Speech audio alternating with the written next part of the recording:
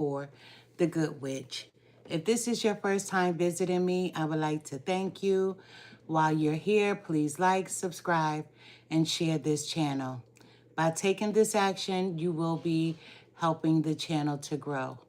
Also, take a moment to read my About page so that you can have some understanding about who I am. I will never copy another person's work, nor will I ever copy another person's title. That is because I am authentically me. This work is a part of my bloodline. I thank you for visiting, and I hope that you will return. Please check out my other videos. All are welcome to share his or her story in the comment section below, because your story may be a helpmate to someone else. My channel is a no judgment zone place for healing in some sort of way. If my video does not resonate with you, please do not try to make it fit your circumstances at all. For anyone else and everyone else that this message does pertain to, take from it what will help you on your journey towards your happiness in every area of your life.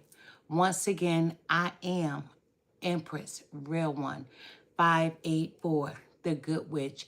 This channel is all about healing, so let's begin healing together.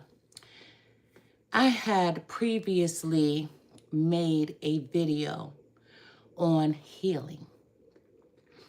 I particularly made a video on root workers, healers, voodoo workers.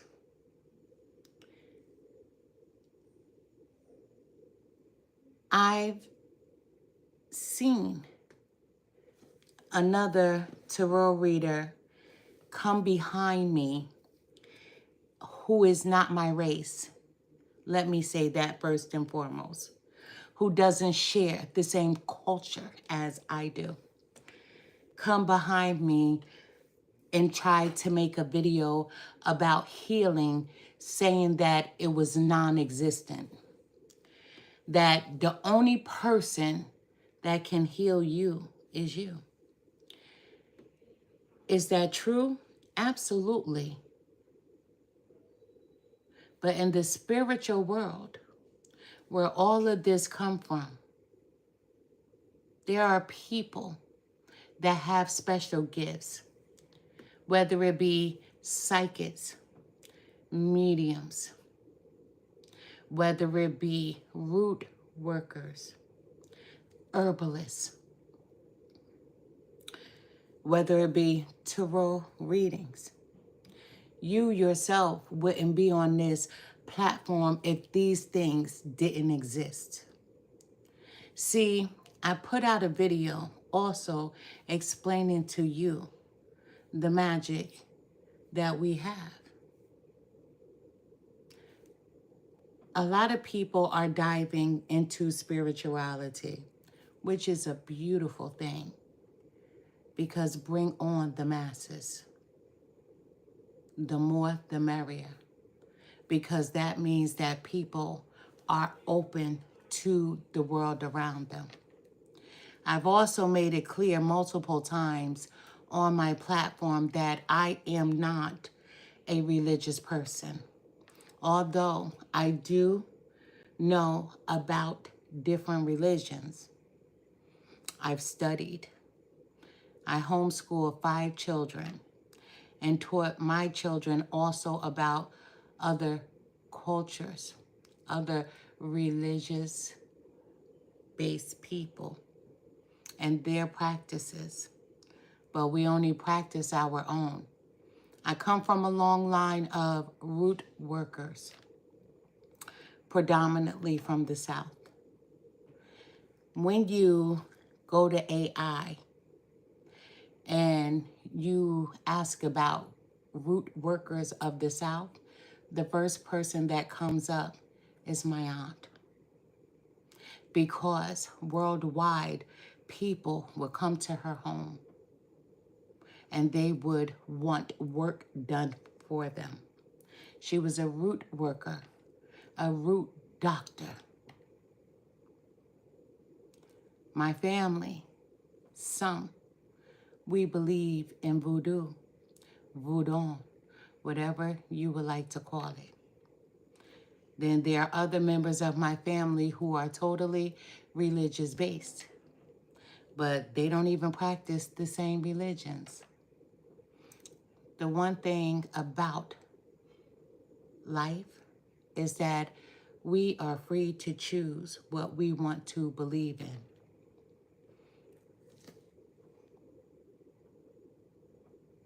I practice root work. I am a master herbalist. With me being a master herbalist, that's just a title. Because anything that people don't understand, they want you to get a certification for it.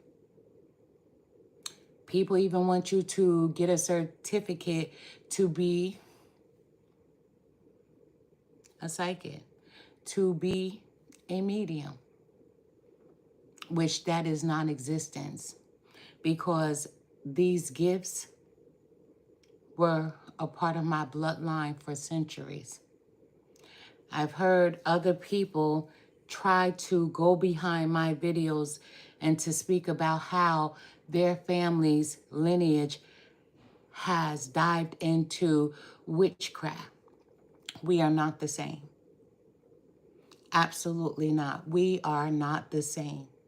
You see, what a lot of people don't understand is that when you learn about different deities, when you learn about different gods, we can't pray to the same.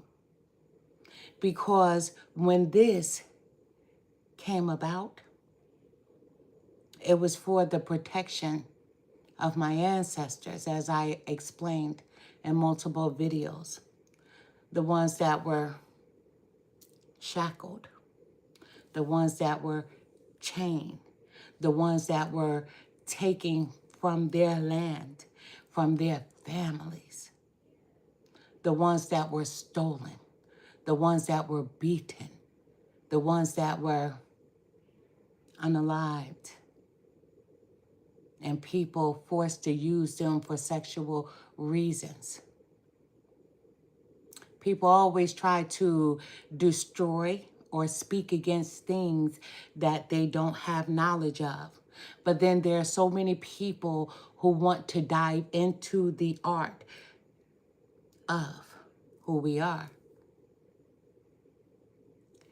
I come from a long line of root workers. We are healers.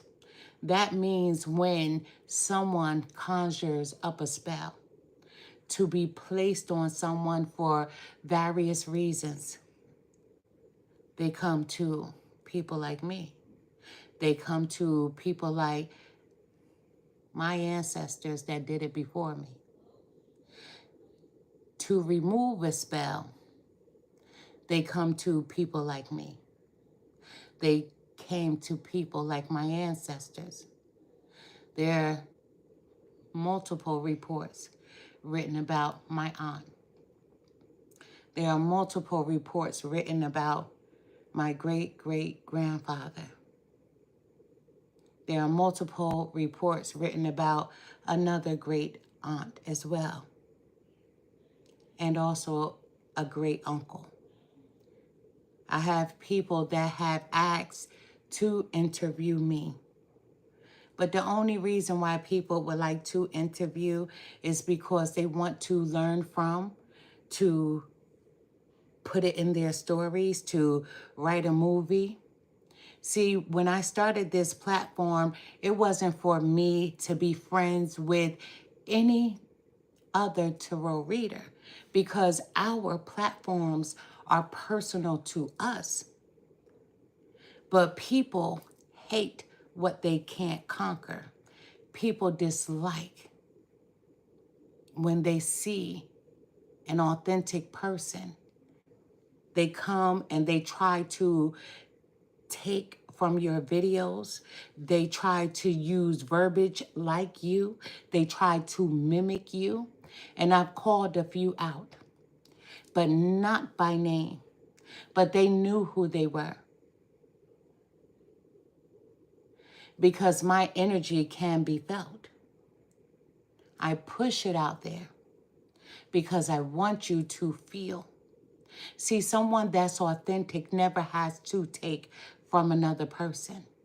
Someone who is authentic never has to mimic. They never have to copy another person. You're going to do what you're doing over there, and I'm always going to be doing what I'm doing over here. People, they don't want you to be seen. They don't want you to be heard. I've been doing this for years. Over 2 decades, I've been doing this work. I grew up with this, doing this work. People have come to me and asked me, why don't you start a platform? And I'm like, no, people will find out about me by word of mouth. Just like you're asking me to start a platform, you'll also tell a friend, tell a family member, tell a coworker about me. And that's how I have grown. But then it doesn't hurt that I wear a stamp on my back and people know who my relatives are. So people seek me out because before my great aunt passed, she's like, my niece will do the same work as me. My grandson will do the same work as me. She always let it be known it was the two of us that will continue her legacy, and which I've done a great job at doing so. The one thing I pride myself on is honesty and truth, because the same way as gifts are given that you're born into, as they are given, they can be taken away. So I pride myself on doing things the authentic way. I don't do make-believe over here. But the one thing that has happened is that other tarot readers, they see the new woman, the new lady. They see the Empress. And they get shaken to their cores. Because here you go. People like her. I do readings, not on this platform, but on my personal page. I've met a number of people who have found me from my platforms, whether it's right here on YouTube, whether it's TikTok, or whether it's Instagram or other platforms that I am a part of. I've never had a bad review. I'm different. I don't need anybody to fill out a form to say why you want a reading. I don't need to know anything from a person except for their name, and we'll go from there. We don't have time for fake ones. Not me or not my spiritual team. And I have been invited by the best of them in their field. I've been invited to join their spiritual teams. Many you may know from television and things of that nature. And I had to turn them down because I have to stay true to my bloodline. I can't step out of bounds with my bloodline because after me, there'll be another. And then after that one, it'll be another. So we have to respect our lineage, my family. Yes, I do root work. We work the root And then people try to make videos about it being demonic. It all depends on what side you stand on. I can stand on either or because I have no karma to pay. My bloodline has no karma to pay because we are solid people. But people are going to be envious. People are going to be jealous. People are going to want to copy and mimic. People are always going to want to be like. I got a lot of that in school, high school. But I'm a grown woman. I'm 52 years old. And there are a lot of grown women on these platforms that like to play games. My gifts don't come from me. They were given to me from my spiritual team. Any message that I receive, that I deliver, I'm the vessel to deliver. I'm a vessel. I'm being used to help, to heal. My family, we are root workers. We work the root and have been working the root for centuries. This is my lineage. This is my bloodline. This isn't make-believe. This isn't play. This is the world that I grew up in. This is the world that I belong to. And I could join nobody's soul tribe but my own, my bloodline, my DNA. And there are a few of us that keep the bloodline flowing. And there will be many after me. I am Empress Real 1584. Tonight, I'm doing a Virgo reading. Hi, how are you? Yes, I'm finally here.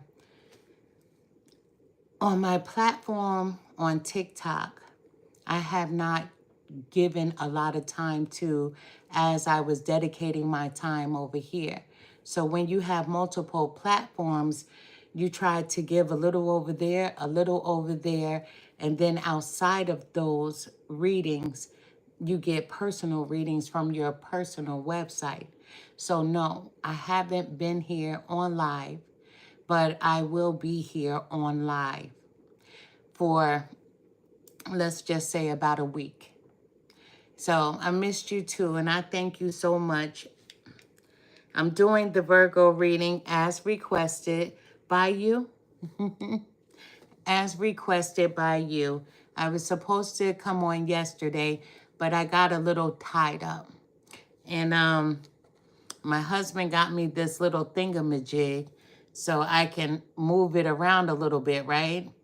I tell people I feel like I'm in an arcade, right? Because I get to move things around, which I'm grateful for, This is my little office space, right? That picture, it means a lot. That picture has been in my family for centuries, right? Everybody wants that picture. Everybody wants that picture. But it has to be passed down to the next. And I'm the next. And then after me, it will be my daughter. I have not cleaned it because I was going to take it to a professional to get it cleaned. And then I can hear my mother saying, don't let anyone's hands touch it. So I have it there. And I'm not going to let anyone's hands touch it, you know? But let's get to this Virgo reading. You know, you should be familiar with my bell. This bell has been in my family, oh my goodness, for centuries. I had asked my mother for this bell when she was here in this realm. And she would say, when is your turn? And this bell used to sit on her shelf. And I would say, Mom, when am I getting that bell? Let me have it now. And she would always say, when is your turn? My mother was a root worker also. She has helped many people, from mayors to congressmen and women, to inmates getting out of jail, trying to find a job. My mother has helped many people save their homes. My mother was a big-time root worker from the state where I'm from, and she helped many. She was a protected woman as well. Many people loved her, and many people protected her as well. You know, growing up, being from the North, you really couldn't talk about being a root worker because it was frowned upon. People were so heavy into their religious convictions, and anything that wasn't a part of that religion, whether it be Christianity, whether it be Catholic, people that were Catholic or people that were Baptist, they would always speak that it was demonic, especially with things that they didn't understand. Being a root worker simply means a person works the roots. They use everything that's available to them, the resources from the earth. We use our energies, we understand our energies to manipulate things that we need, we desire. We help, we remove the world around us. We always have to be careful because there's always going to be people who don't understand. And when people don't understand something, instead of them trying to learn, they want to speak against. However, everyone's culture isn't going to be for everyone. What one person does in their family is not going to be for the next person. You know, YouTube, the tarot community, many people are very childish. They don't like a newcomer, but there's room for everyone. It's like when you go to a store and the cashier wants to debate with you if you actually gave her an extra dime. And you'll say, I gave you the exact change. And she'll say, no, you still owe me a dime. And you'll say, no, I gave you the exact amount. But then now the cashier wants to argue, fuss, and fight like you've taken something from her. Because this cashier thinks that she owns the store. So when you say, go count your till to see if I actually gave you that dime.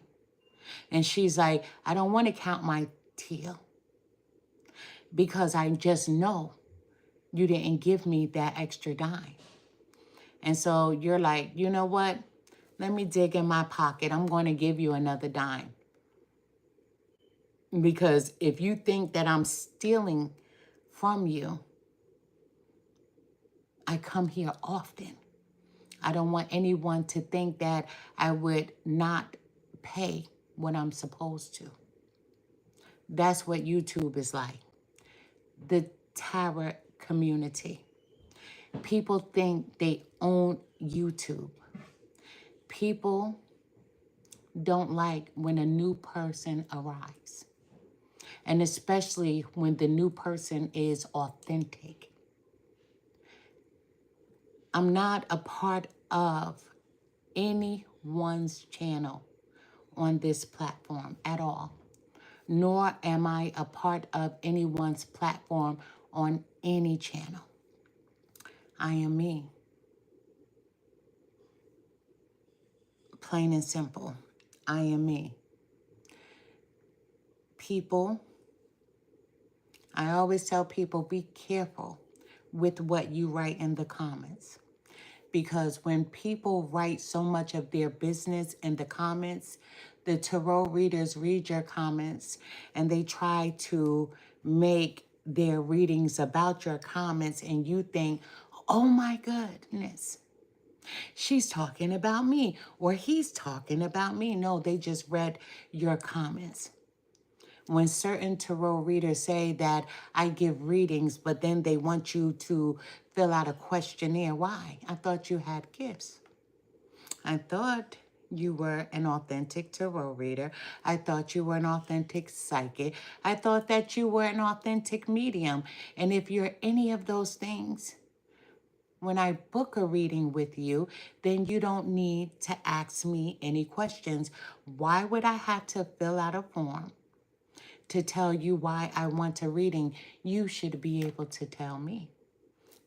That's what real ones do. On my platforms, yes, I share a lot of myself. I share a lot of my family history. My platform is not just about tarot. It's about healing. To each one, you teach one. It's about healing, plain and simple. I've had people, subscribers, send me videos of other readers copying things that I've said, stories that I've told, whether they be about myself or my husband or my children. Many people try to incorporate my life's history of what I share into their readings, which is disgusting. Every reading that I do is time-stamped. Every reading that I've done is time-stamped and recorded. But people come on and they think that you're not going to know. When I was growing up, my mother would always say that the devil will always show you. The devil will always dig its own hole. And that's what happens. People think that you're not going to find out what they're doing because you're smaller than their larger platforms. But thank goodness for people, genuine people who send me videos and they'll be like, hey, Empress Real One, your reading is just like this person's reading, but just take a listen. And I'm like, I don't want to listen. Then Spirit will say, take a listen, and I'll listen. And I'm like, oh my goodness. So many times I could have called out these other readers, and I have not yet. Because I said I'm going to let my spiritual team deal with it for now. I'm going to let my spiritual team deal with it for now. If you're authentic, you wouldn't have to take away.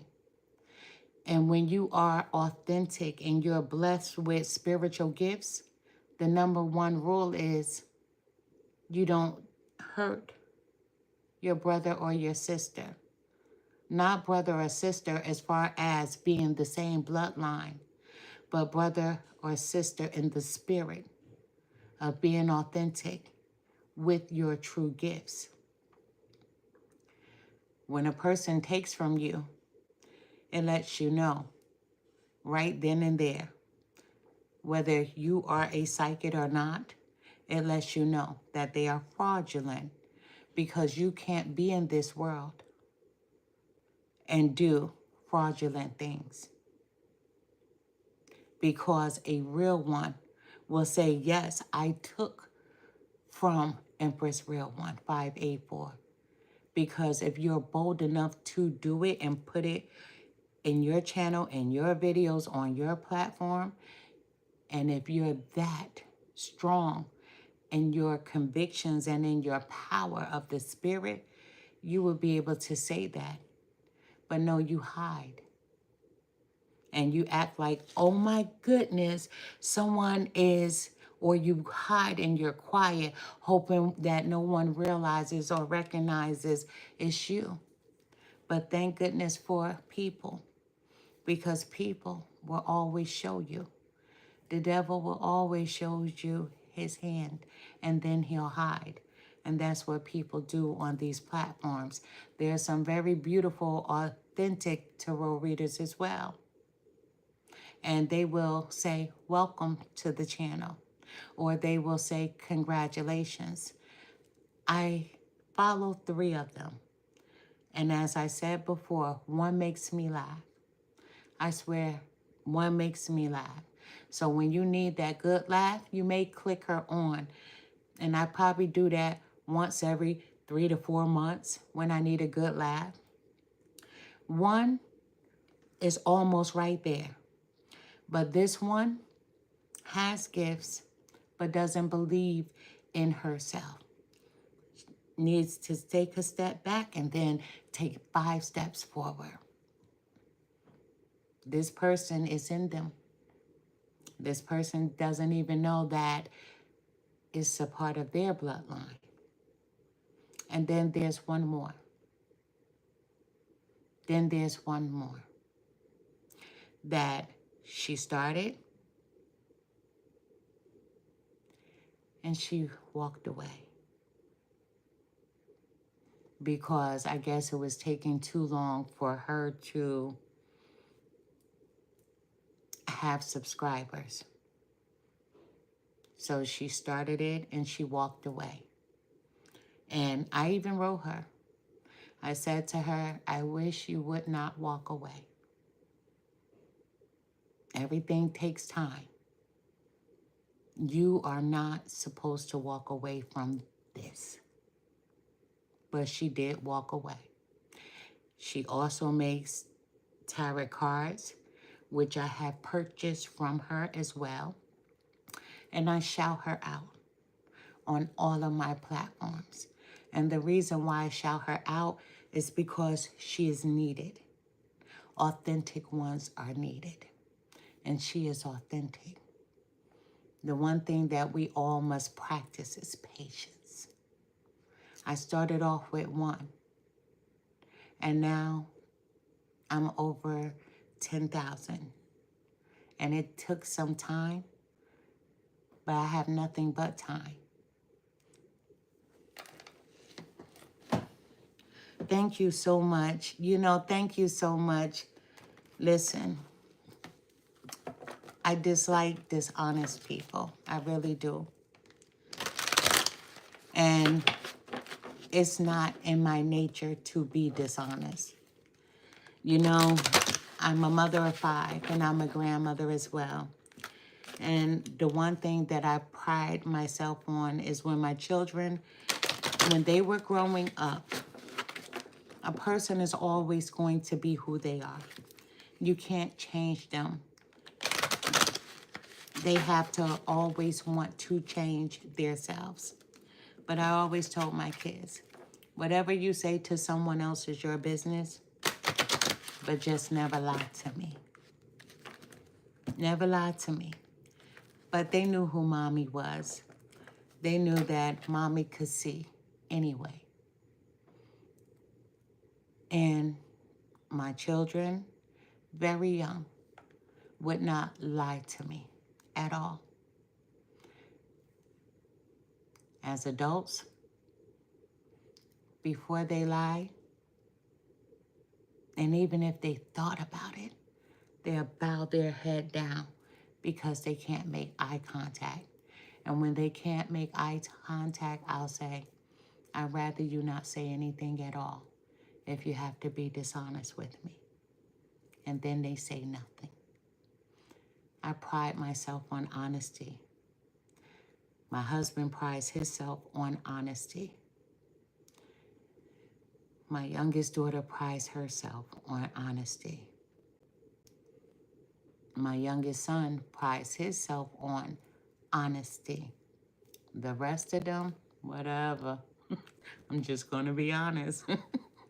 But this is a Virgo reading. Virgos, how are you? I am Empress Real 1584, the Good Witch. I'm going to point my camera down so that you can see me shuffle the cards. You can see me lay them out. Most of you understand the cards, especially when a person is using the Rider-Waite deck, right? Which is, they say, oh, it's the original deck. The original deck is actually a regular deck of cards. A regular deck of cards before the Rider-Waite deck was made. People were using regular playing cards, poker cards. Yes, that's the original deck, is a deck of cards. And then the Rider-Waite came along. However, never forget who made the Rider-Waite. But let me point this down so that you can have a good view of the cards. Let me cleanse my space as well.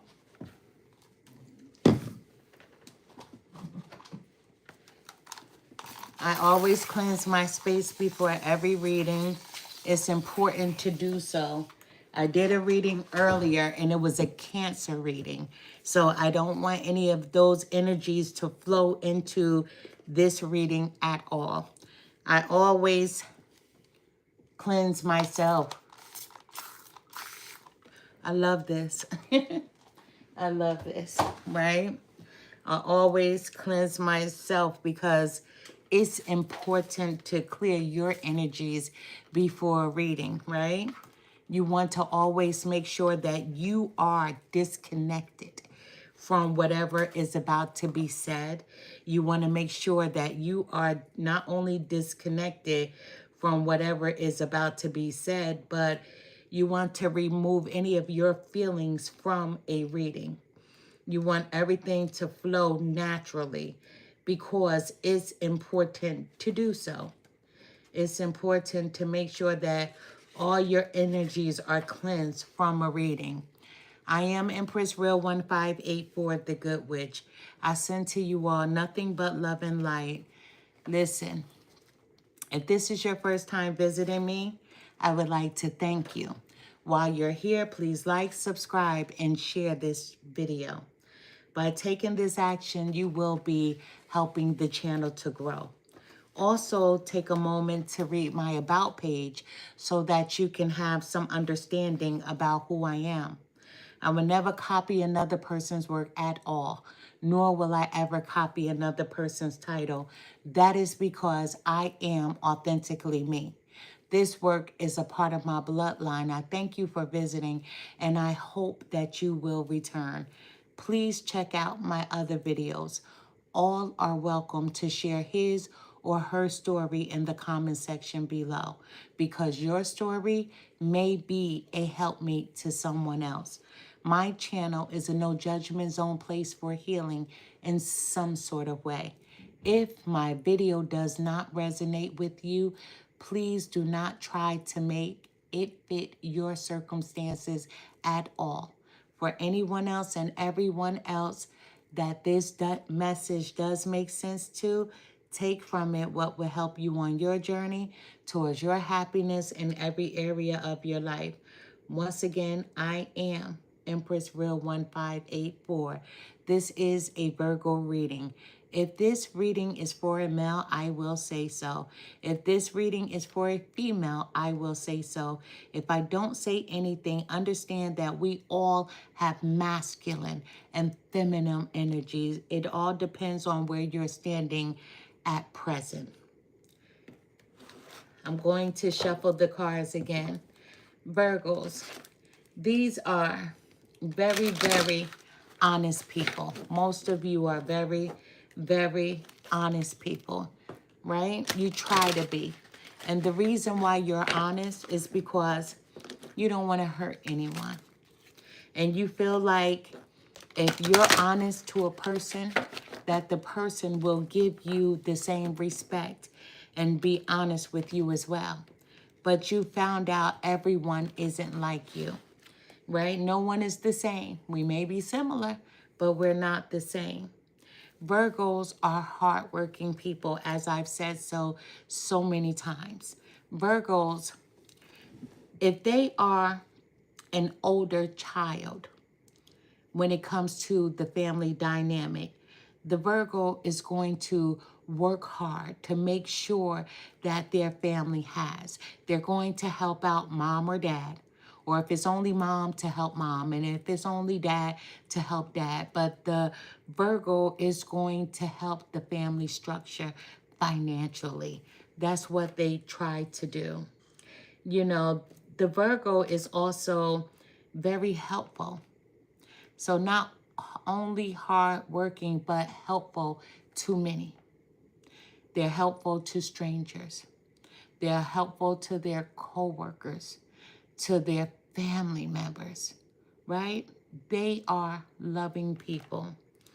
You know, the negative sides of Virgos is that some are very, very fussy.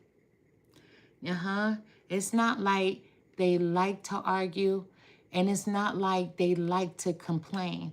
But when something is out of order, out of alignment, they can become very fussy because they want everything to be in alignment. Another negative quality that a Virgo has is that they are distrustful of people.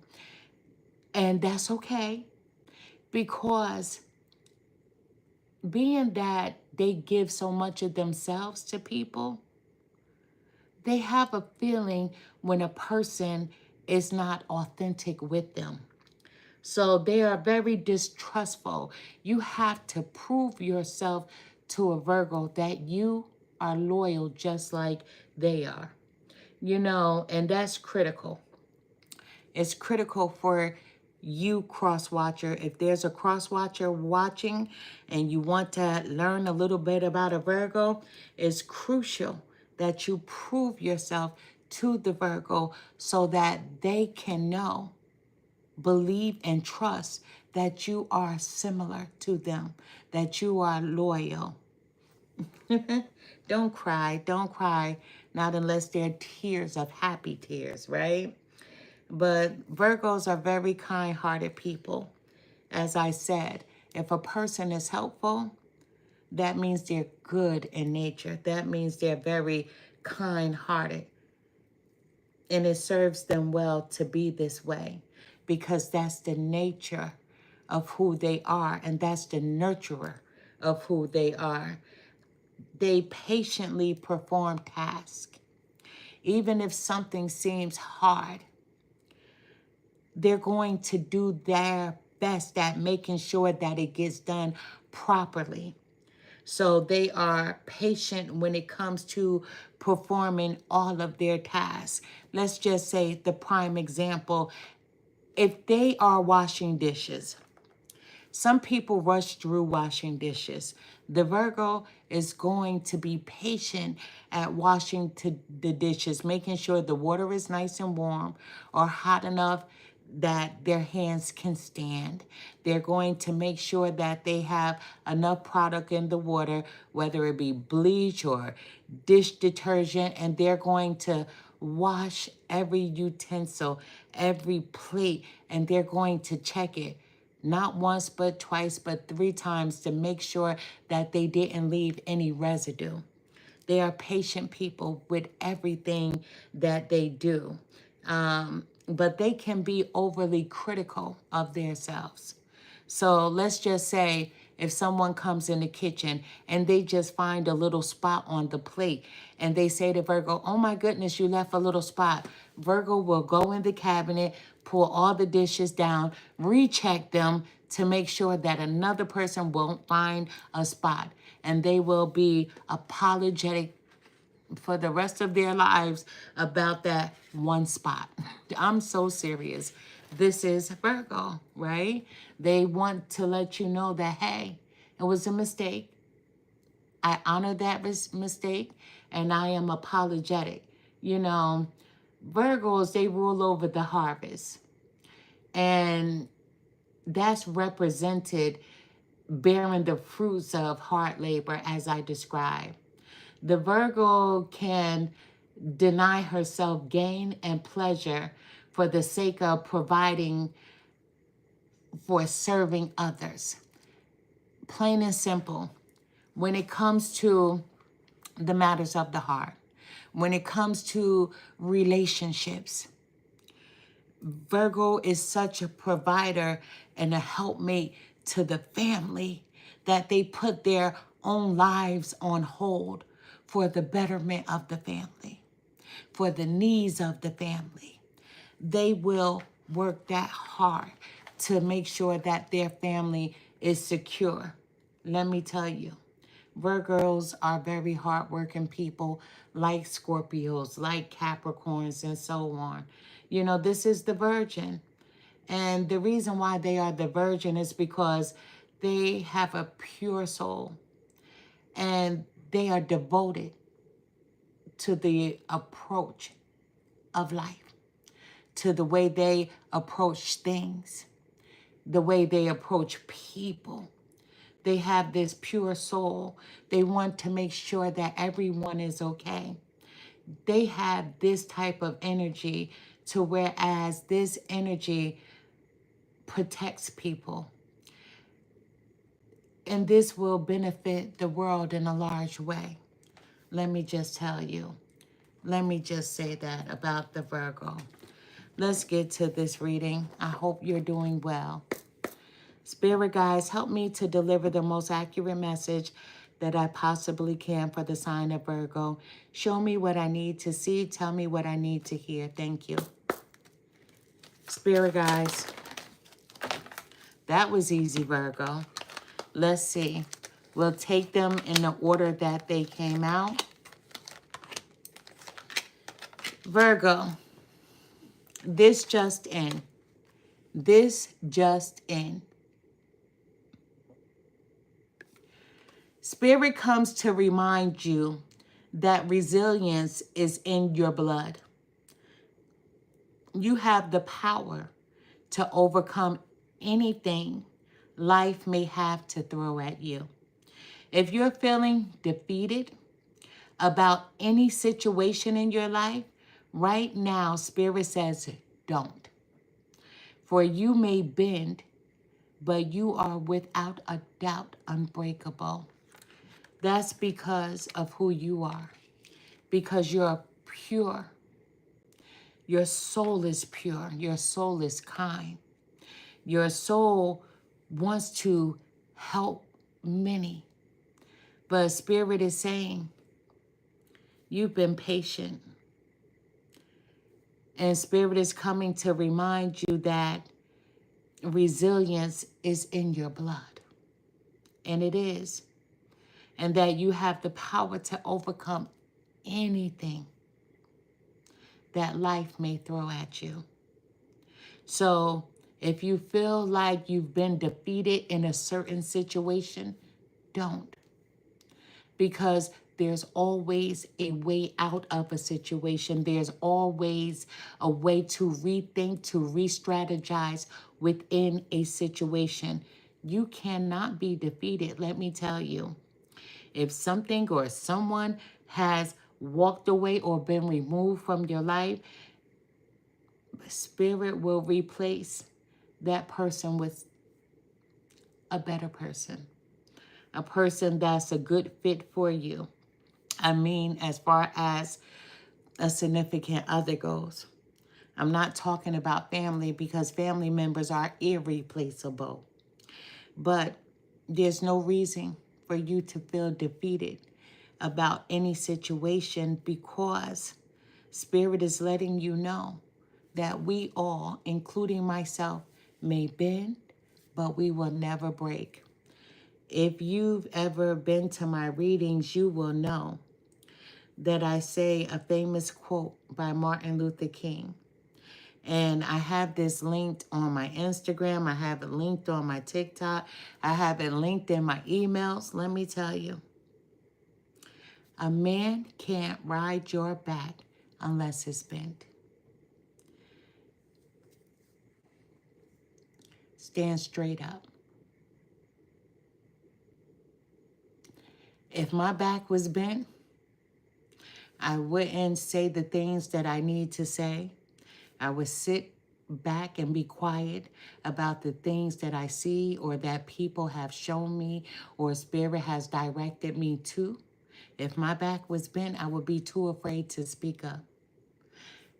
Stand straight up because you are resilient. Stand straight up. Yes, many of us, our backs may bend and they won't break.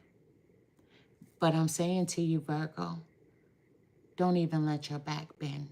Stand straight up, because a man can't ride your back unless it's bent.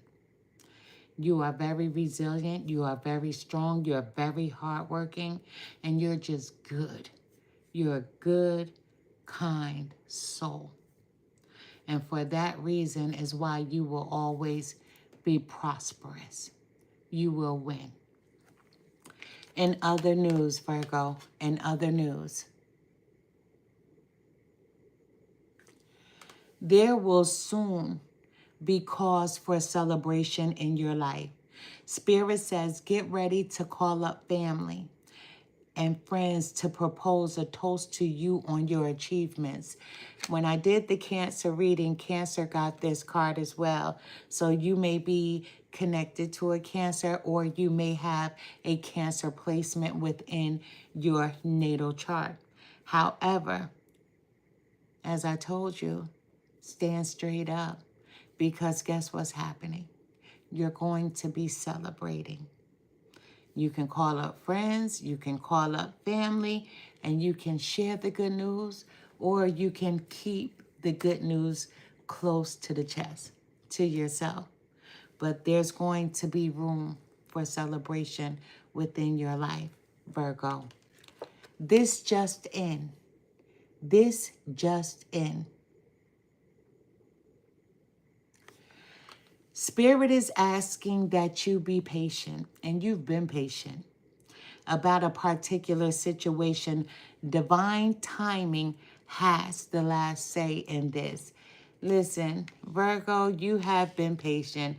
Trust me, I know, for a long time, for some much needed help, for people to pick up the slack with you. You've been patient. You've been patient when it comes to relationships. I'm talking about with a significant other. You've been patient, waiting for the right person to come into your life to sweep you off your feet. You've been patient for someone to be equally yoked to you. You've been patient. You've been patient as far as people asking you for things, for help with things. You've been patient. Spirit is asking that you remain patient just for a little while longer. Not much longer, just for a little while. About a particular situation, because divine timing does have the last say in this. So there's something that's happening, something that you've been wanting, something that you've been asking for. But divine timing has the last say. You're going to be rewarded, and you're going to be celebrating something. This just in. Self-love is just as important than having someone to love you. And that's the truth. Spirit says the love you give to yourself tells the universe how you want to be loved by someone else. So practice self-love. So while you're patiently waiting, Spirit wants you to focus more so on yourself and practice loving yourself. Spirit wants you to be kinder to yourself. When you engage in loving yourself properly, the universe sees that. And when the universe sees that, that shows the universe that you are ready for that relationship that you have been calling in. Spirit is saying, be patient. There's just a little bit more work you need to do. Spirit says you need to master the art of loving yourself. When we get up and we wash our face, we brush our teeth, that's self-love. That's caring for the body. That's our hygiene. When we comb our hair, we're not combing it for people or brushing it for people because we care about what they think about us. We're brushing our hair. We're combing our hair because we don't want it to get tangled or get knotty. That's another part of self-love. That's self-care. Spirit wants you to speak positively to yourself and let yourself know that you are deserving. You are beautiful. You are intelligent. Spirit wants you to master the art of having compassion for yourself. Oh, in a relationship, in career, I've been very patient. In relationship, in career, just crave companion. It's hard being myself in this society. Be yourself in this society. You can't be anyone else but yourself in this society. But Spirit wants you to focus on loving yourself, not giving up on yourself. You know, when I was younger, my mother would always tell us, never leave out the house without washing our bodies, right? Always have on a clean pair of panties because I have all sisters, right? And I do have a brother, but for the girls, she would tell us, every day get up, wash your body. Never leave out the house without having on clean panties because you would never know if something happened. If you got into an accident or whatever and they had to cut your clothes off, you want to always have good hygiene. That would be the way she explained it to us. But not only that, what we took from that, my sisters and I, was that we should always nourish ourselves. We should always care about, not just for anyone else, but because we were women, she would tell us to make sure we were clean. Not for anyone else, but for us, that we had good hygiene. And that was a part of that self-care. That was a part of us nurturing who we are, right? So nurture yourself, love on yourself, be kind to yourself, because you're going to be celebrating something soon.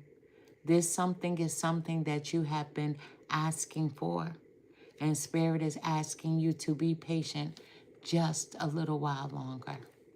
Breaking news, Virgo, breaking news. Focus on the now. We often forget to live in the present because we're too busy dwelling on the past and worrying about the future. Spirit says to remain in the present moment at all times. Spirit says stop focusing on the past because you can't change anything. You can't fix anything. You can't make something better. The past is the past for a reason. Stop dwelling on the past. Stop worrying about the past. Whatever happened, let it go. You can't fix, you can't change, let it go. Spirit wants you to focus right here, right now, on this very moment. Spirit says stop trying to anticipate what's about to happen in the future. They've given you a glimpse into the future. And the glimpse is you celebrating. The glimpse is this is something that you've been asking for. This is a cause for celebration. Spirit says, stop worrying about the future. What is my future going to be like? What is my life going to look like? Spirit says, stop worrying about that. Focus on right here, right now. Focus on you right here, right now, this very moment. At the bottom of the deck, Virgo, we have breaking news. Spirit says choose wisely. Be mindful that the decisions you make may have a positive or negative effect on you and on others around you. There's going to be a decision that's going to be needed very soon. But Spirit wants you to choose wisely when this arises, because this can have a ripple effect across the board. This could be something that's positive when you make this decision, or it could be something that's negative when you make this decision for some people or on yourself. Spirit wants you to choose wisely. When you make this decision, choose what's best for you, not what's best for everyone else and leaving yourself out. Make this decision for you, but choose wisely. Ripple effects, absolutely. Choose wisely. I used this deck earlier, so I won't use it for this reading. I'm going to use this deck instead.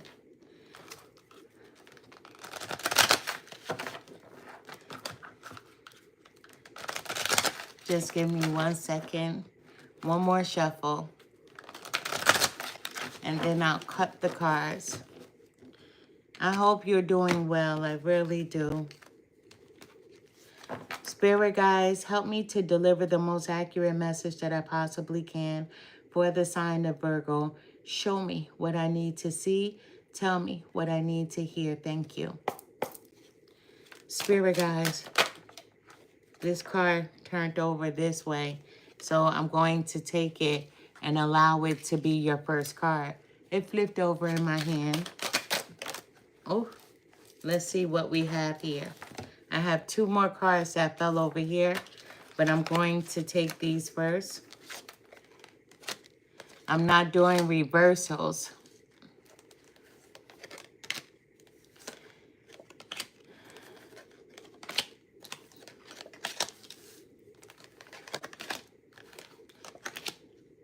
We have 3 bonus cards because 2 fell on this side.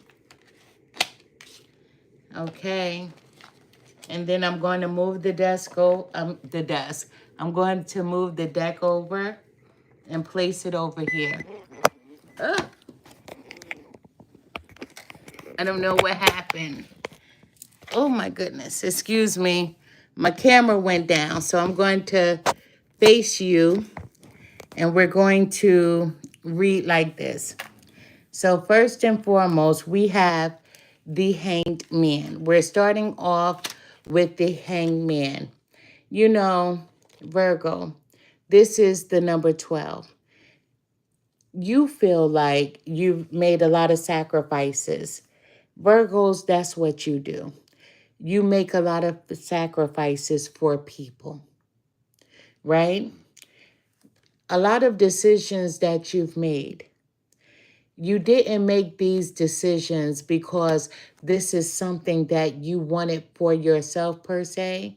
You made these decisions because you felt like it was for the betterment of your family. We have the Hanged Man. This is the number 12. You're letting go of something. Maybe it's about you thinking about the past interactions, past people, past situations that brought up a lot of pain within your life. But you feel stuck. Almost like you feel like you can't move. Like the Hanged Man. The Hanged Man is hanging like they're suspended in air. You feel like you're just stuck and you're looking for more room to get around, to be able to move, and you don't feel like you're able to move the way that you want within the dynamics of your life. We have heartbreak. This is the Three of Swords. And the Three of Swords is heartbreak. You're grieving a relationship. And I feel like this is with a significant other. This has nothing to do within a family dynamic. This is more so you grieving a relationship, feeling stuck because you can't change the dynamics of a situation. There's a lot of heaviness in your heart, a lot of sorrow. You feel like this person has betrayed you. We have temperance here. You crave balance. You want balance within your life. You want to reconcile with this person. And for nothing else, you wish for everything to be happy. You want happiness. You want everything to be peaceful. You want harmony within the dynamic of this relationship. You long to have this person back in your life. But we have the number 13, which is the death card. When people see this card, they get nervous, they get scared. This is the Scorpio card. But death brings in endings, bring new beginnings. Death brings new beginnings. Something ended between you and another person. You are about to celebrate. You are about to have a new beginning. And it feels like it's been taking a long time, but it actually hasn't. Did you know that there's no such thing as time? We, as humans in the flesh, in this body, we know time. We were taught time. But within the spiritual realm, there is no such thing as time. When we are, let's just say, standing in our front yards and we're looking up at the sky, it looks like there's so much distance in between us. With me being a medium, when I speak to spirit, people think that when I'm speaking to spirit, they must be far off, so far away. They think that, wow, it's going to take a long time to be able to connect, to contact, and it's not. They're right next to you. It's like them being in another realm, but just stepping right through your door. So how long do you think that would take when it came to time? You couldn't even add that kind of time up. There was no such thing as time. There's no space, there's no distance between us when it comes to us connecting with spirit. Transformations are going to happen within your life. A change is coming, a beautiful change. You're going to be celebrating. Don't forget that. We have the King of Wands. Virgo, this is you. You are a leader, a natural born leader. Virgos, you are the household, if not the helpmate to the household. You are a natural born leader. You are a hard worker. You want to make sure that everyone is okay around you. But you put yourself last. Honor yourself. People respect you. People that are close to you, people that you worked with, they know that you are a hardworking individual. You are someone who is honored, whether you realize it or not. People do look up to you, whether you realize it or not. The Nine of Swords is anxiety, lots of worry within your life. You worry too much, always worrying about the past, how you could have made something better, how you could have fixed something. You have to release the past and make room for the future, because the future has no room for the past. But Spirit wants you to focus on the right here and right now. We have the Four of Pentacles, control. There is someone who tried to control you. The dynamics of the relationship, when you could see them, when you could contact them. It wasn't like you had a say in the relationship. You didn't have a say as to say, hey, come on over tomorrow, and they would just be there. They told you when. They felt like seeing you. This was a person that was very controlling. Very controlling. They controlled every aspect of the relationship. We have the number 16, which is the Tower card.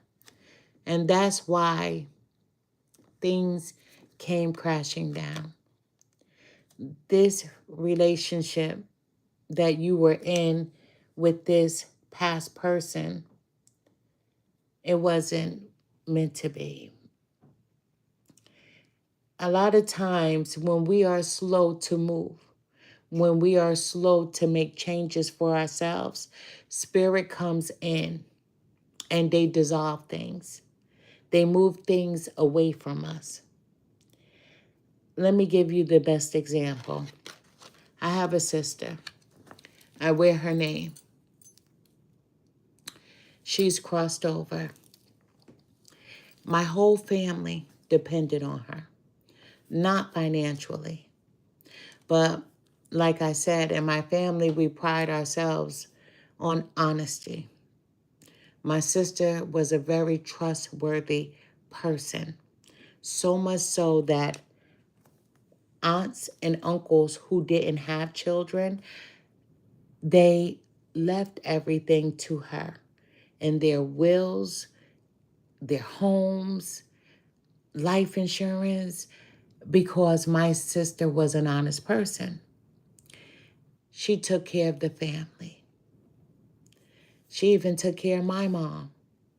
My sister, she was the oldest sister. But she never got time to do the things that she needed to do for herself, except for go to school, work, and then anytime someone wanted her to do something, she would always say okay and never say no. This person tried to control. Like my sister, people controlled her time.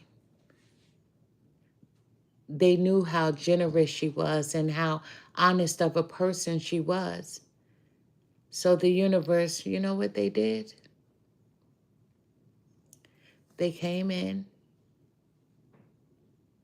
and removed her. Because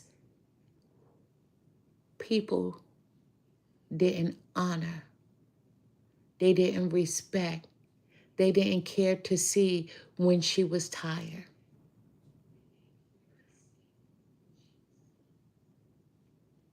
The tower came down. A lot of people look at the tower as being something that's awful. This wasn't awful. This woke people up. It shook my family up. Yes, she was removed. This person, your past person, was removed from your life because of how they treated you. This person was removed because they were not good for you. The universe feels like that you deserve better and that you deserve more. And you're going to have it. There's going to be room in your life for celebration. There's going to be room for celebration. The Tower card, it comes in as a release. When it comes to what you're saying, my sister, must have been so difficult. Anytime someone crosses over, when you love them, it's very difficult. But then the mature part of you understands. The spiritual part of you understands. You know, a lot of people never like to hear that they are in a much better place. For some people, you can say they are in a much better place. And a lot of people don't like to use those sentiments. But my sister, she is resting well. The beauty of being a medium is that whenever I need her, I can call upon her because she's always around. But the Tower of Destruction, this is a Scorpio card. This is you releasing the past. This is you saying, I'm ready for my future. But I know good things are going to happen for me in divine timing. I am patient. I must be patient just a little longer. We have the Ten of Swords. This is you feeling like, listen, I've been through a lot. I've taken all that I can take. I've had a lot of people who hurt me. And the people that hurt me were the people that I love, that I've given so much of myself to. But you're tired of being disrespected, being hurt. I do too. I do too. I really do. I really do. Let me tell you. The Five of Swords is conflict, deception. The Five of Swords is you feeling defeated. There was a lot of conflict between you and this person. So much so that you were willing to be whatever this person wanted you to be. To act in a way that they would want you to act instead of being who you truly are. You were conflicted. You felt like if I changed for this person, they would want me. They would choose me. And they didn't. We have the Two of Cups, but it's okay. Be patient just a little while longer because you will have someone. You will be meeting someone. Someone who will be equally yoked to you. It was a long time coming. You know, let me tell you. Let me get through the Two of Cups. I don't want to lose this. You're going to be meeting someone who matches you. You're going to meet someone who matches you energetically. Not only energetically, but on a spiritual level. This is going to be a divine union. It was a long time ago. I did lose myself. Breakups are hard for some people. Not for everyone. Some people just can't wait to get out of a situation. Whether it be a marriage, whether it be boyfriend and girlfriend, some people just can't wait for that one mess up that gives you the best excuse to leave. There's others who are in love with their person, who enjoys being around their person no matter how poorly the person treats you. Because I see in this reading that the person was not a fair person. They were not an honest person. This was someone that was controlling. There was a lot of conflict because they wanted you to be what they said. They wanted to control. And you felt defeated by not being able to be yourself.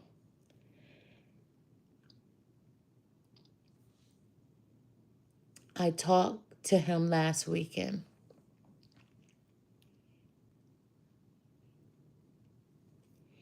I'm going to say this. I don't see this as the person that's coming back. I see this as a new beginning. I see this as a new person. I see this as a person that plays with you.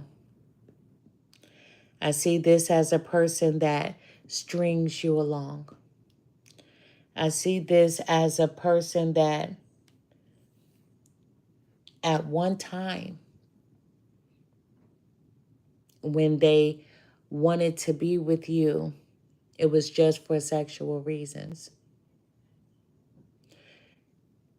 I feel like you're hurting yourself by continuously allowing this person to be a part of your life instead of you cutting ties with this person. You don't have to do anything that I'm saying. I'm just telling you what I feel. I'm just telling you what I see. But I'm not giving you any advice because we have to make the best decisions for ourselves. But I feel like this is a person that shows up to be with you intimately. And then they're gone again. I feel like that this person keeps you dangling on a string and that you're always willing to open the door for them because this is the way you feel about them. You want to be with them. And if a person wants to be with you, they would move heaven and earth to be with you. They wouldn't manipulate. They wouldn't keep you dangling on a string. And that's the truth. But we are adults. And you can do whatever you decide to do.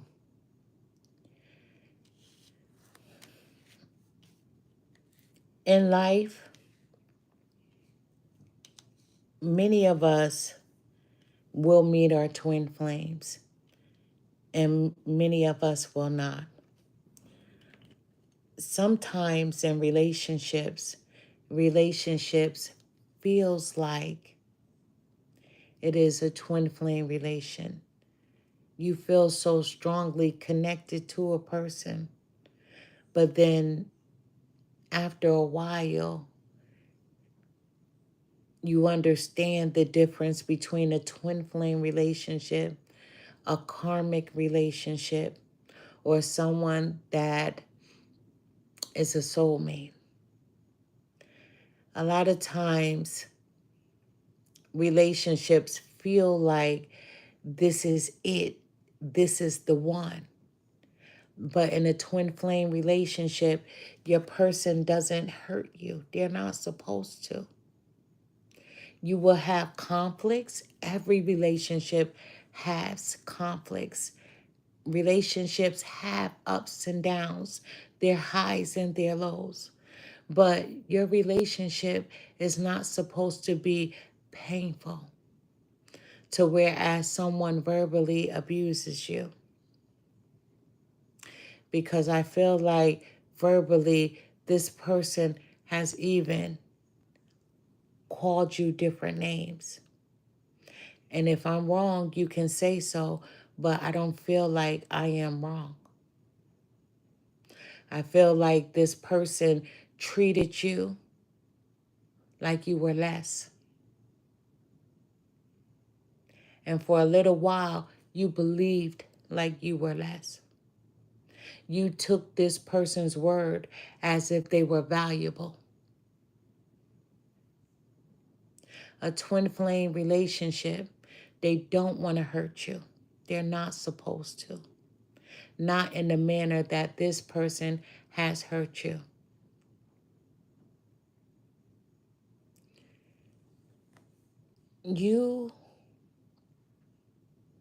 I have to be honest,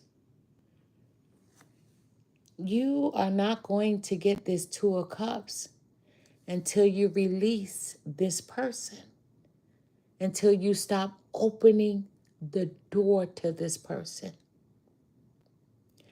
You keep the door open, and they keep the door open so that they can continuously come to lay down with you. And even if they're not laying down with you, it's just the mere satisfaction of them knowing that you're waiting.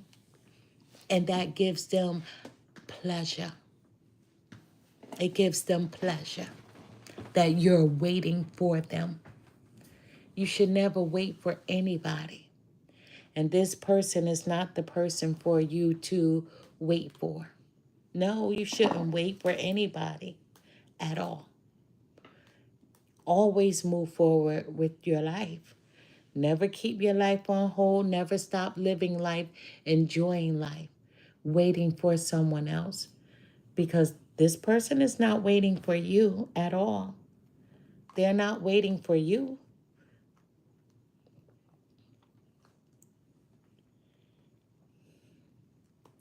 The Two of Cups is you coming into union with someone. The Two of Cups is you falling in love and it being reciprocated. The love that you shared with this person, it wasn't reciprocated. You love this person, but love is not supposed to hurt. And a lot of people don't understand that it's not supposed to hurt. We learn from love. We do. Yeah, we argue when it comes to relationships. We argue when it comes to things. We argue for very minor reasons and sometimes reasons on a grand scale. But true love doesn't hurt. True love doesn't destroy. True love doesn't knock you down. True love doesn't make you feel like you're less. True love is supposed to lift you up. True love is supposed to add to the value that you feel about yourself. It's not supposed to take away. It's not supposed to subtract. This person made you subtract. This person made you feel like that you were not valuable. It made you feel like you were less than. Until you almost felt like you were nothing at all. That's where that self-doubt comes in. This person made you question yourself. They made you question who you are. They made you question everything about you. And you still question yourself today. This is not the only man in the world at all.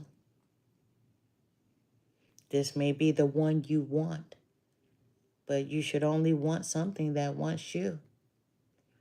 This person doesn't want you.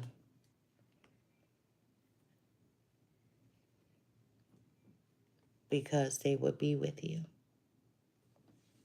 We have the Nine of Cups. The Nine of Cups is wishes being fulfilled.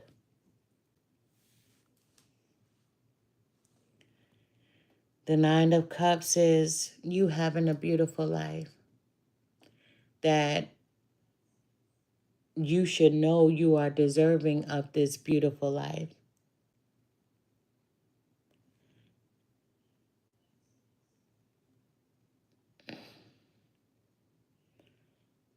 Sometimes people are made for each other, and sometimes people are not. You know, a lot of people, when they learn about different verbiages, when they learn about what a soulmate is, or what a twin flame is, what a soul tie connection is, what a karmic relation is, everybody wants to summarize and think that every relationship they're in is a twin flame relationship. But how you'll know that you are in a twin flame relationship, there will never be a question about it. You try to deny it,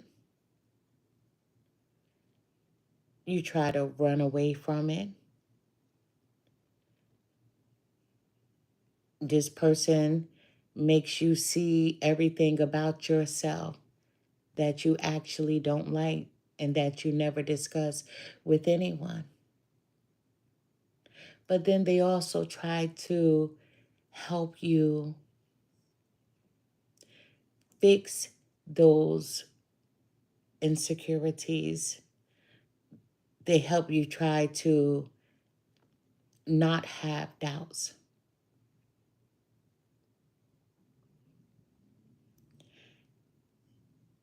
Listen, it takes time. Everything takes time.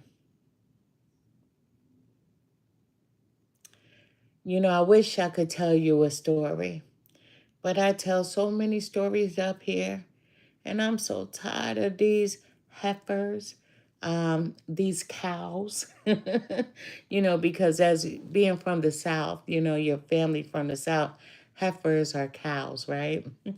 But I'm so tired of these heifers. Every time I try to give an example of something, I use myself, my life, my stories as examples when I'm trying to explain things. And these people watch my readings and they try to use my stories within their readings. And I'm about tired of it. You know what I mean? But not tired. That's going to make me go away. It's just tired that to the point to where, as you say, I need to take action and show them what being a root worker really is.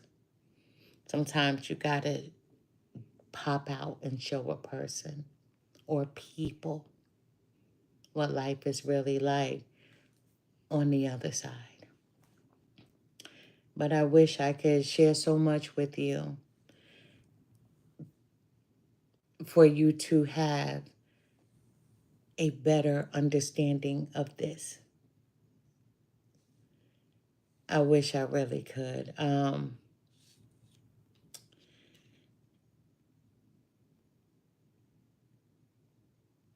don't get it either. I don't get it either. I feel like maybe it has to do with their insecurities. When you're new on a platform and someone sees you as being authentic, being genuine, or when they sees you as someone that, oh wow, she's good, she's gonna grow, they think that they can stunt or stop.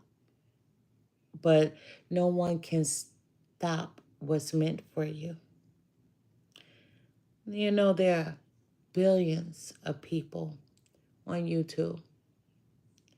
There are billions of people across the world of social media. But people are negative, are malicious because of their own insecurities. On these platforms, not one person should be in competition with another. There should be no such thing as competition because we are on our own individual platforms. So you would have to ask them, why do they copy? Why do they take? You would have to ask them. I am going to put out a list of the people. I'm going to put out a list very soon of the people who have been stealing my work and linking their videos to my videos. And I'm going to be doing that. And I'm truly grateful for the people that have alerted me, who have let me know. Really faithful people. But I feel like sometimes you just have to show people, because it's disgusting when people take your life, right? They take your stories and they try to create their own frivolous stories with it. It's disrespectful to you, to your family, and to your crossed over loved ones.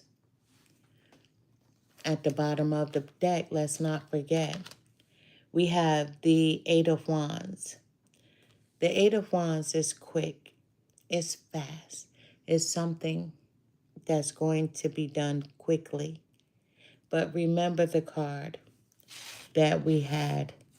The card that we had was you having patience. With you having patience, with you honoring yourself, realizing that you are a natural born leader. This is when things are going to start falling in line for you. This is going to be an end of a difficult cycle. Sometimes we keep people in our lives just for the sake of saying that we have someone, or we have this glimmer of hope that this person is thinking about me as much as I'm thinking about him or her, or they want me as much as I want them. Sometimes people just like keeping you in their back pocket because they know that you'll always be there to answer that phone until one day you're not. But the new person that you're going to be meeting, if you choose to, there's going to be a lot of communication between the two of you. You taking your time with getting to know this person, making sure that this person is absolutely not with anybody, asking all the questions that you need to, because it's imperative, because you don't want to be in another situation like with this situation. You know, I feel like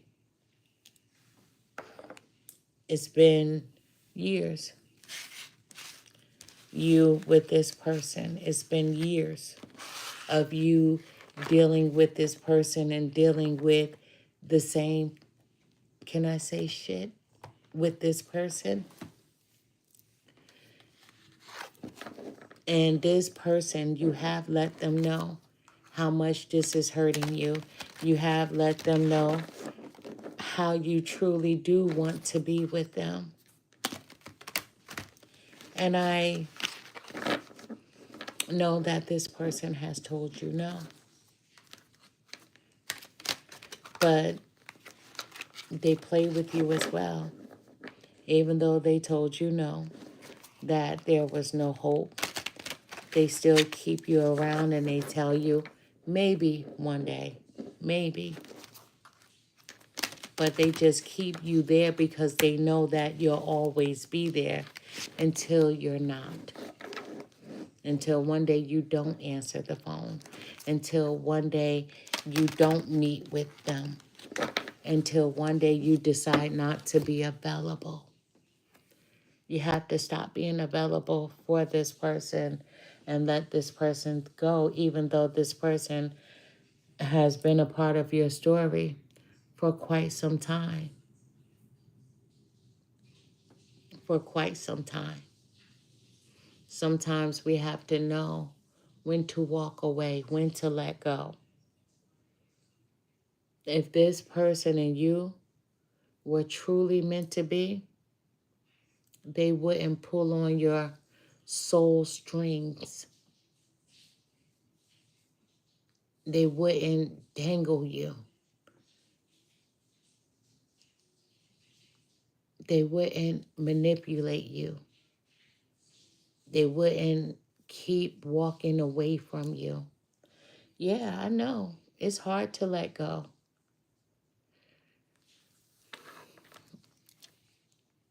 You can hold on to hope.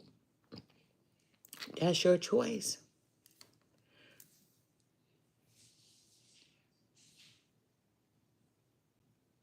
Um,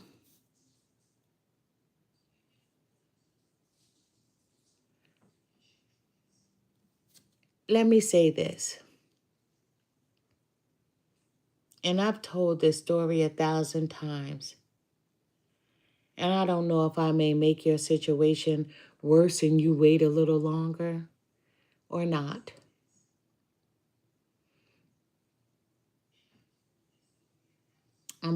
I met this little boy,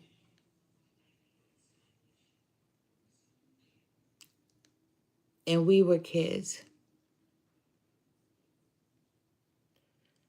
We were friends for a little while, and then we became silent friends.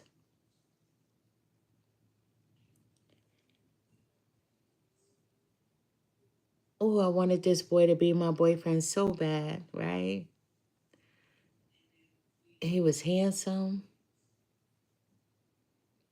He was tall. He was, you know, for my height, as a kid, he was taller than me. He was slim, like a Slim Jim, right? You know what a Slim Jim is? He was tall. He was slim. He was handsome. Always had a nice haircut, very low to the scalp, dressed well, clean, clothes ironed,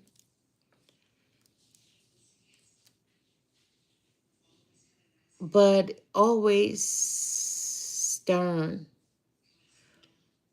Even though we played together, he didn't talk much, not to me, but more so to my sister. Like if we played kickball together outside, he would never be on my team. He would always be on my sister's team. And I don't know, it seemed like when we played, he would always get me out. I'm so serious. It was like he worked to get me out. Like he would catch my ball. Like I swear, he would just always catch my ball. And that would make me mad, but I wouldn't show it. I hated playing kickball with him. I'm so serious because he did. Now that I'm thinking about it, he always got me out. So it made the game not fun. And we would try to switch it up. And from kickball, we tried to play softball because our block was kind of small. So how hard could you hit a ball, right? And then that was it. And then one day we kissed.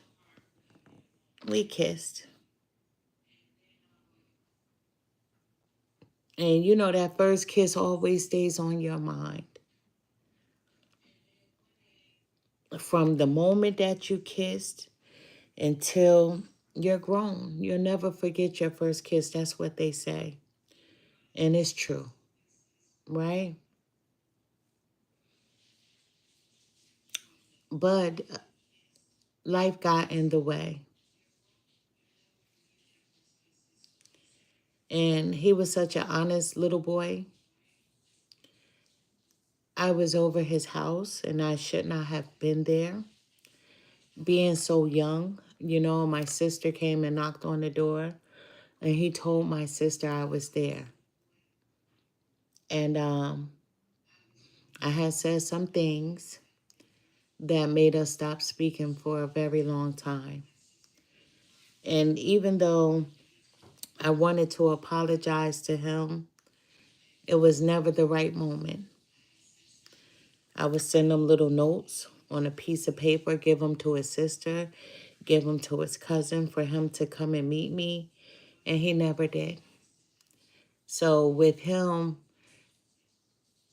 not meeting me at the designated areas what I would ask him to, you just let it go. And he was a very handsome guy. So in my township, a lot of the girls liked him. He was the new guy. Who doesn't want the new guy? Somebody that no one ever dated before. And especially somebody that's handsome. Somebody that's nice and tall for his age, and someone that's clean and look better than all the other boys in your town. That's how I felt. But we went our separate ways. My sister was a few years older than me, so I wasn't able to hang out like she was able to. And she would see him out, and I would always ask her before she left out the house, if you see him, can you say this for me? Can you say that for me? And she would yell and scream, and she would say, stop sending him messages. And if I see him, I'm not going to say anything. And he doesn't want you.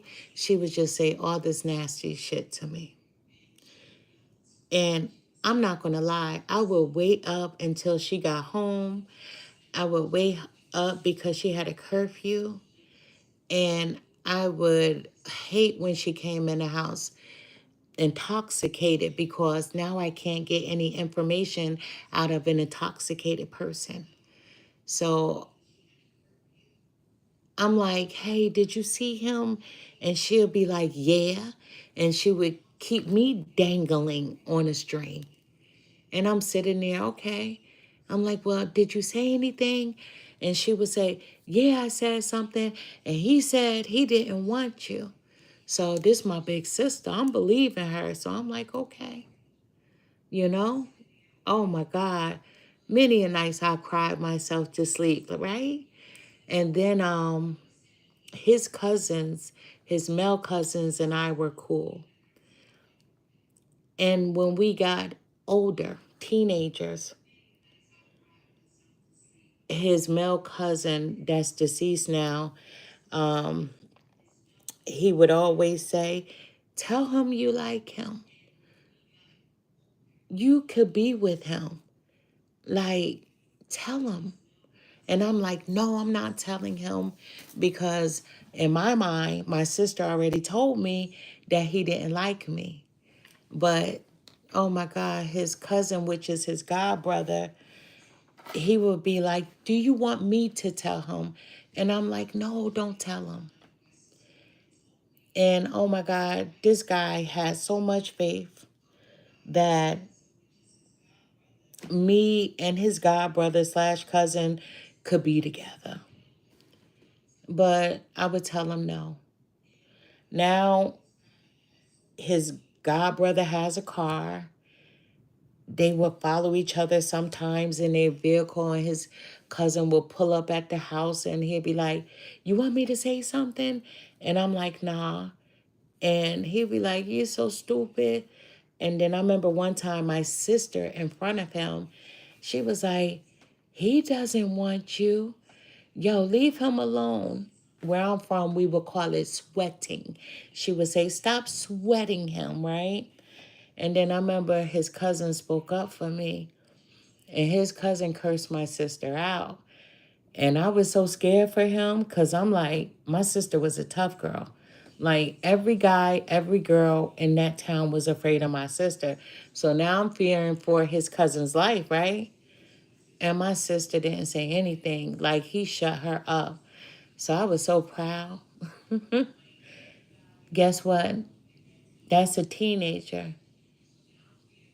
Now, here we are. And he's getting married. His little sister comes to tell me that he's getting married. And my heart is broken in a million pieces.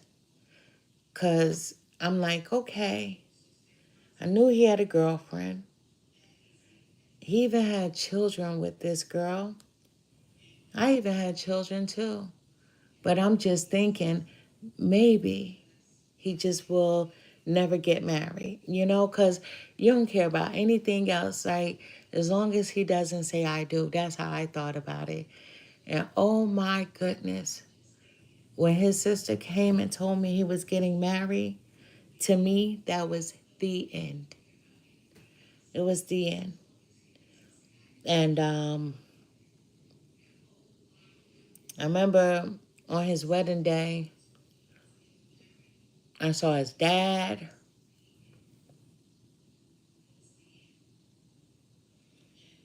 His dad was moving around that day, back and forth, coming back and forth to the house. And my mother's house, I'm a wreck. I'm over there crying because I live right across the street from him. Oh my God, I was crying like a baby. And, I had this certain woman, I'm not going to say her name on live, and she was like, do something about it. And I'm like, no, just let him be happy. And she was like, you want him. Do you want me to go and get his dad? Do you want me to speak to his dad? And I told this woman, no, just let it go. You want me to find out from his dad where he's getting married at? And I'm like, no, just let it go. Just let it go. And I let it go. So now this guy that I was talking to, he wasn't my boyfriend, but I see the guy that I always wanted to be with getting married. So now I'm letting this guy be my boyfriend, and I'm just like, fuck it, life was over. And everybody was like, remember when he asked me to marry him? Oh my God, I cursed him out. I yelled and screamed at him. I'm like, why the F would you ask me to marry you? I don't want to marry you. I told you I never wanted to get married. And he did it in front of my mom. And in my family, marriage is like a big deal. Like, you should be married. And guess what? Even though I didn't want to, I did it to appease my family, to please them. I didn't want to get married. And I even said to my ex-husband, I said, listen, I don't want to get married. I don't love you. I will never be able to be in love with you. And he asked me, who has your heart? And I told him the boy across the street. And I was so honest with him. I told him the boy across the street. We ended up getting married. He wanted to marry me anyway, even though I didn't love him. And I remember we had moved out of state. And one day out of the blue, and I'm thinking he's thinking because we moved out of the state, we're in another whole place, and he goes out of nowhere late one night. He walks to my side of the bed and he was like, is there any man in the world that I ever need to be worried about? And I said, nope, he's married. And he was like, who was the guy? I said, the guy across the street. It's the same guy. The guy across the street. And that was it. He never asked me again. Then one day, I couldn't do it anymore. I never wanted to be married. And I went to my kids and I like, listen, I don't want to be with your dad. And they was like, we don't want you to be with him either. But I went to my children individually and they was like, you guys are not meant to be together. I don't even know how you lasted this long. And I'm like, wow, out of the mouths of babes. So I went to my ex and I'm like, look, I want to get a divorce. And he's like, why? Isn't life perfect? You have everything you want. And he thought that having money, having finances, and him giving me the world would make me want to stay. And let me tell you, I was that girl. I had not a want for anything. But even though I could have anything I want, I wasn't satisfied in my soul. I didn't care if I had the cars. I didn't care if I had a house. I didn't care how many trips I could take, how much money was in my pocket. I was not satisfied. I had a hunger, and my hunger was loving me. I had a hunger that I didn't want to live the rest of my life with somebody that I didn't love. I didn't want to die like that. I swear. And I went to my elders, I went to my family, and I'm like, I want a divorce. And they're like, you got everything. You got the house, you got the car, you get an allowance, you get money in your pocket. Who wouldn't want that? Like me? Me. And I see this so often. These little young girls, they want to get with these older men because they want a sugar daddy. Now, my ex was no sugar daddy. I was 1 year older than him. So trust me, he wasn't a sugar daddy. But these little young girls, they want all of that, but they don't realize your soul is what matters. And my soul was always uncomfortable from day one until the day I walked away. And I walked away with $200 in my purse. I walked away with $200 with my youngest daughter and my grandbaby.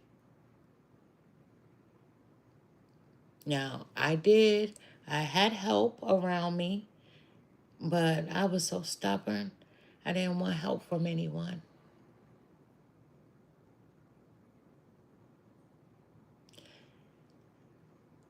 And my ex was like, just stay. Nobody have to know that we're not together. I didn't want to play the role because my soul was so uncomfortable. My ex, a lot went into that. I have 2 children with him. I have a son and I have a daughter. My ex is a man that I didn't trust. And when you have trust, you have nothing. So, I'm not going to run down the dynamics of all of that, but getting to my husband, because I am married, and I'm married to the boy across the street. The boy I played kickball with who caught my balls and got me out? That's my husband. So, that boy that was my first kiss, that's my husband. And my soul is so comfortable. I never felt so comfortable ever.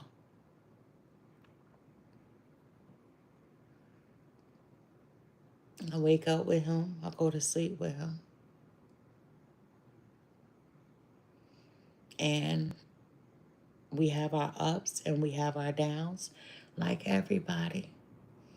But we have this pact that we work everything out and we don't walk away. We have this pact of eternity.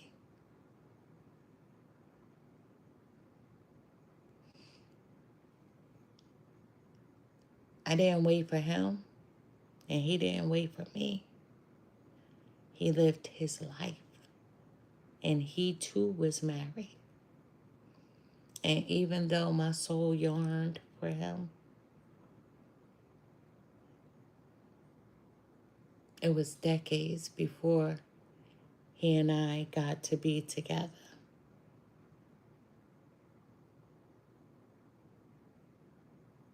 Never wait.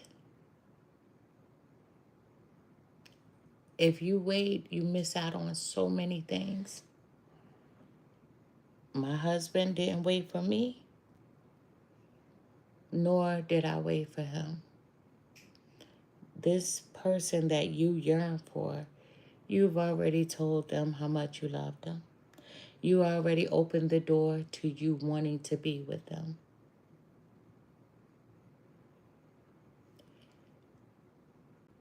You should move on,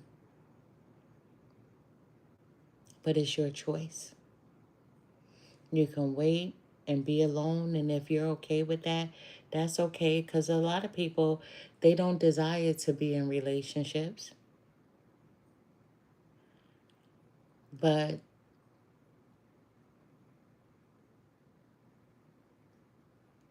I can't offer any advice.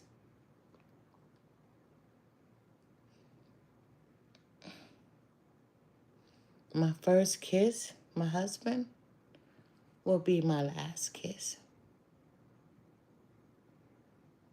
But we didn't wait for each other. And, oh, if you could turn back the hands of times, that would be a beautiful story.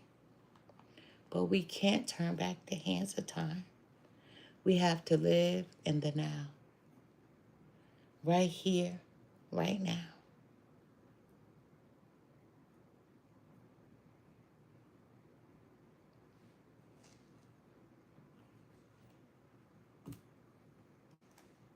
And I'm 52 years old. And here we are. And we got married in our 40s. We got together in our 40s.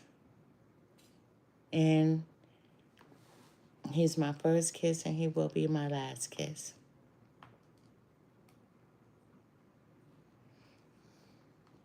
But we have a pact. And he's a man of his word and I'm a woman of my word.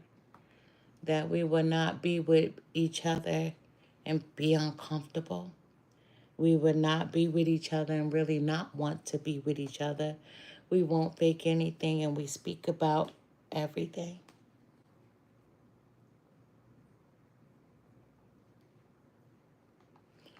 I wouldn't wait. I wouldn't wait per se.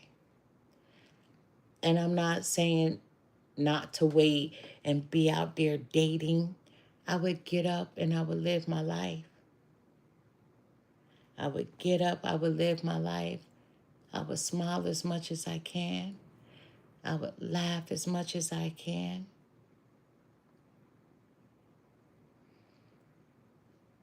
And that's all I could say.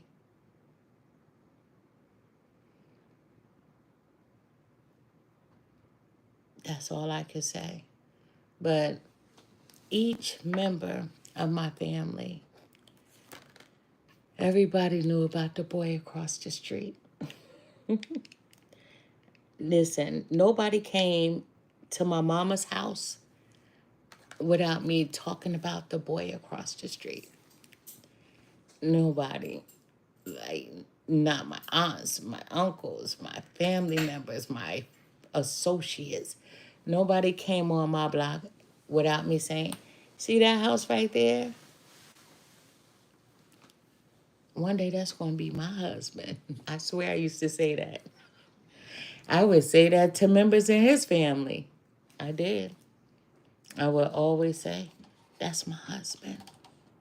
And they'd be like, tell him. I don't tell him anything. But we just found out that all those letters I sent to him, they never made it to him. They never made it to him. Yeah. You know how little kids are. You send in the little letters by little kids. They probably stop and read them somewhere and toss them in the garbage.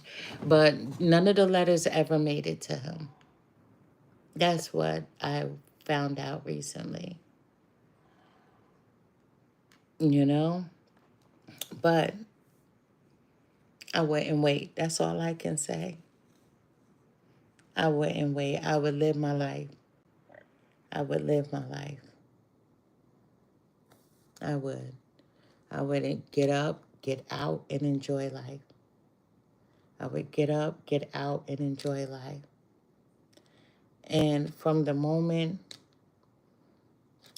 that my husband and I, from the moment we met up with each other, we have been with each other ever since. Like, we enjoy being with each other. Like, daily. I can even go to work with him if I want to. You know what I mean? He's retired, but I'm just saying. But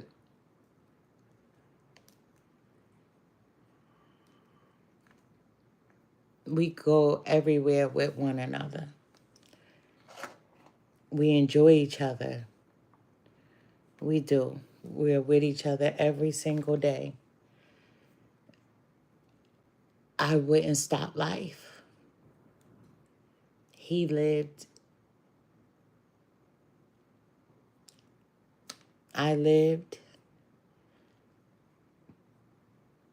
I wouldn't stop my life. That's all I can say. But I'll be back tomorrow with another reading. I send to you much love. I know it's hard because no one can tell you what to do.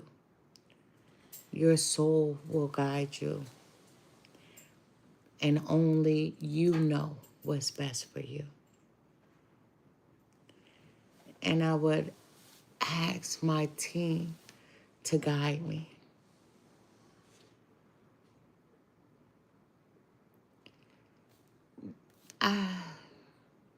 I remember one day I was standing on my back deck where I was living, and I was speaking to the universe.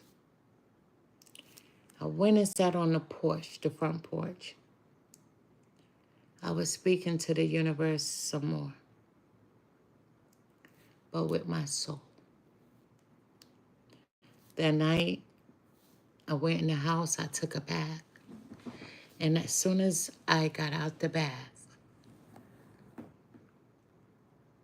my computer said, ding. I had just opened it, and it was my husband. At the time, he was my friend. And I looked,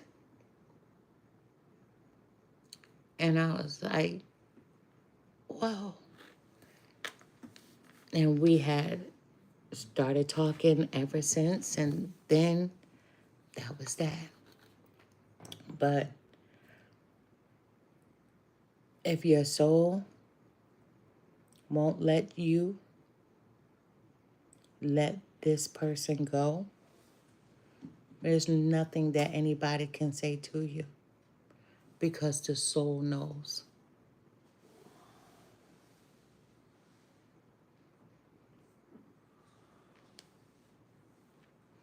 I can't offer any information because we all have free will. I can't offer any guidance.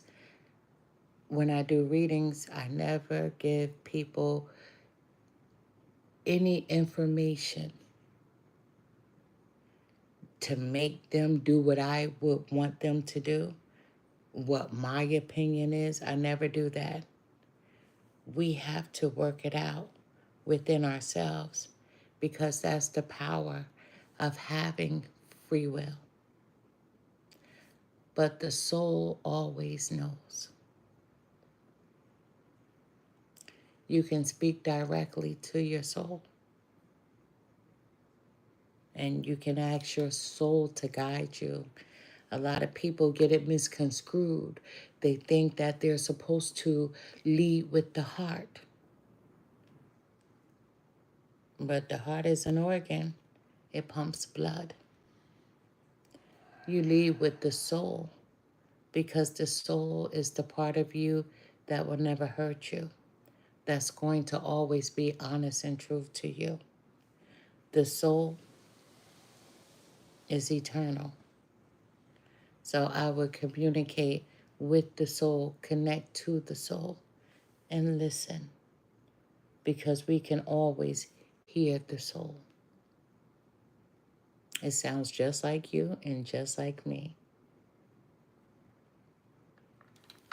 But I send to you nothing but love and light. I'll be back tomorrow with a Leo reading at around 9:40 p.m. But I wish you much success. I really do. And thank you for joining the live. And I wish you nothing but happiness. There's going to be a cause for a celebration. The universe wants you to stop going back to the past. They want you to be in the present. But I wouldn't let anybody use me, dangle me on the string, just because they know that I'll always be there. This person knows you'll always be there.